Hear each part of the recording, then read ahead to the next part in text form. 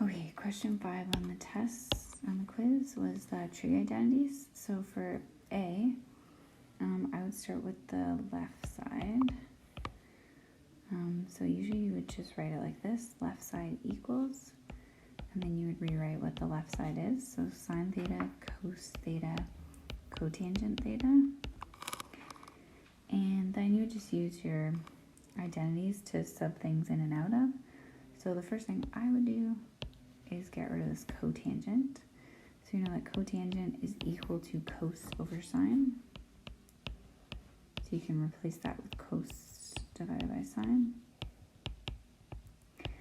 And then what I would notice is, since all of these things are getting multiplied by each other, these two signs can cancel out because one's on the top and one's on the bottom. So it's like you're doing sine theta divided by sine theta. And then what you're left with is cos squared theta. And I know that that is equal to 1 minus sine squared theta because of the Pythagorean identity, which is equal to the right side. So we just proved that the left side is equal to the right side. Okay, part B, question B. I would start with the left side again because it's like way more complicated. So 1 over 1 plus sine x plus 1 over 1 minus sine x is equal to 2 secant squared x. So if we're just looking at our left side, anytime I see two fractions that are being added, I feel like a good strategy is to combine them into one. So let's get a common denominator. So I'm going to multiply this fraction by 1 minus sine x, and then therefore I have to multiply the top by the same thing.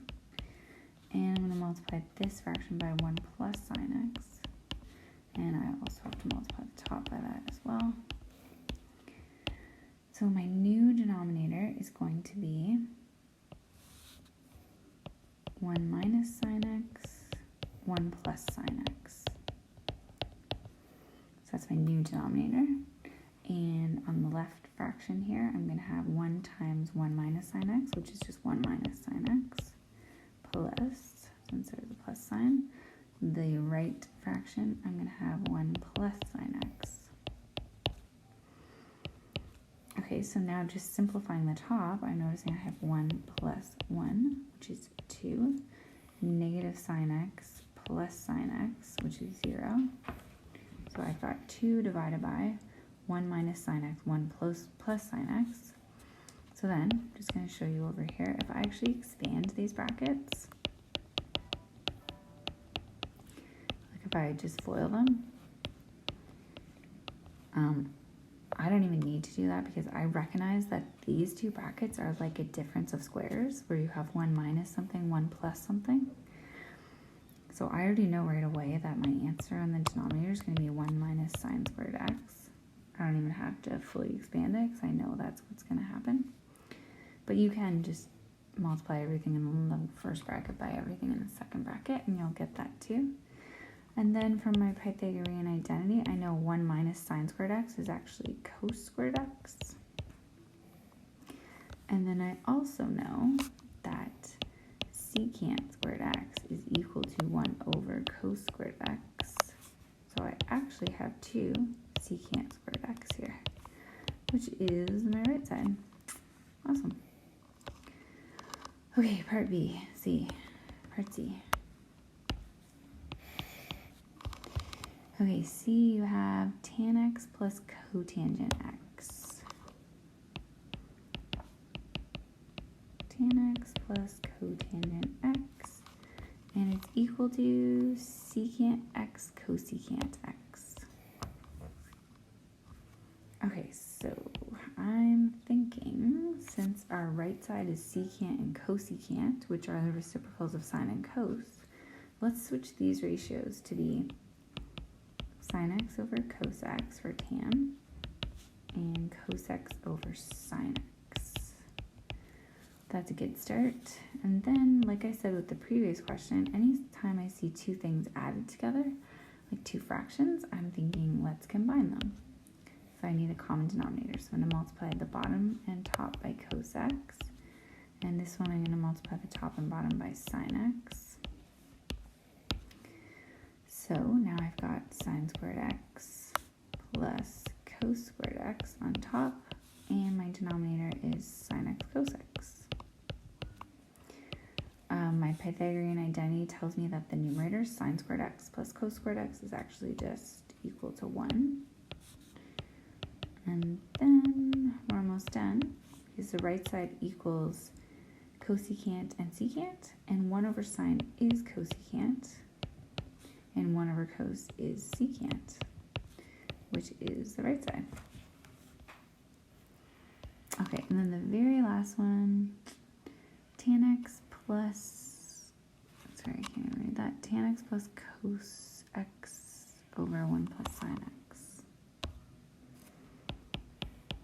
Okay, so tan x plus cos x over 1 plus sine x is equal to secant x. Okay, so I did this a different way in my solutions than I'm going to explain right now. Okay, so that was our left side.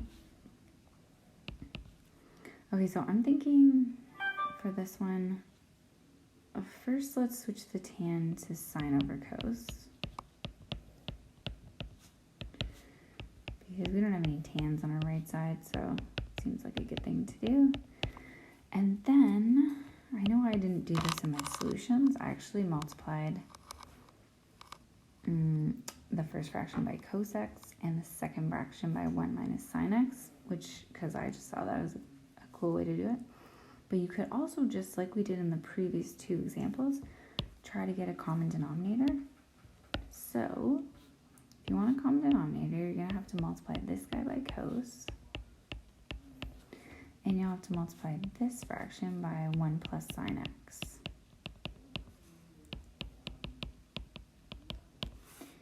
Okay, so we do that so that we have a common denominator. So I'm going to write our denominator first. Our denominator is cos x, 1 plus sine x. And then our numerator, if I multiply these out, so I have like sine x times sine x times 1, that gives me sine x plus sine squared x. For my first fraction, plus, if I multiply these two by each other, I get cos squared x. Okay, I think that's right. Yeah. Okay, so now let's keep going, see what we can do. So using my Pythagorean identity, I know that these two things, sine squared x plus cos squared x, are equal 1. So now I've got sine x plus 1 over cos x times 1 plus sine x. Oh, and now I'm noticing that the top and the bottom have a common factor. Like, I could rewrite the top the other way around. I could rewrite it as 1 plus sine x, and the bottom as cos x times 1 plus sine x. So I can actually cancel that whole term, just leaving 1 over cos x, which is equal to secant x, which is the right side. Cool. So like the biggest strategy on these ones was a common denominator. Okay, and that's the whole test. Good luck tomorrow.